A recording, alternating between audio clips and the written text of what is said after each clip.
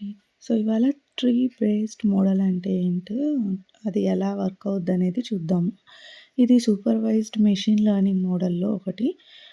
So, ఇది ఏంటంటే decisions తీసుకుంటుంది. ఎలాగా కొన్ని క్వెషన్స్ అడుగుతూ ఆహ్, ఆ క్వెషన్స్‌కి ఆన్సర్స్ బట్టి అది ప్రిడిక్ట్ చేస్తది మా మోడల్. లైక్ ఫ్లో చార్ట్ లాగా. అదొక డెసిషన్ ట్రీ. ఇది ఎలా వర్క్ చేస్తుందంటే ఫస్ట్ డేటాని స్టెప్ బై స్టెప్ స్ప్లిట్ చేస్తది. తర్వాత కొన్ని కండిషన్స్ లైక్ క్వెషన్స్ లాగా అడుగుద్ది. ఆ క్వెషన్స్ బట్టి ప్రిడిక్ట్ చేస్తది. ఆ స్ప్లిట్ చేసేటప్పుడు స్మాలర్ గ్రూప్స్‌గా వెళ్తాయి గదా! ఆ స్మాలర్ గ్రూప్స్‌నే బ్రాంచెస్ అంటారు. సో, ఆ గ్రూప్స్ బట్టి కొన్ని క్వెషన్స్ అడిగినాక అవి ప్రిడిక్ట్ చేస్తుంది కదా! అక్కడ లీఫ్ నోడ్స్, ఆ లీఫ్ నోడ్స్‌ని ప్రిడిక్షన్స్‌గా చూపిస్తుంది. సో, సో, అది ట్రీ బేస్డ్‌గా ఉంది. ట్రీ లాగుంది కాబట్టి ట్రీ బేస్డ్ మోడల్ అని అన్నారు దీన్ని. Thank you.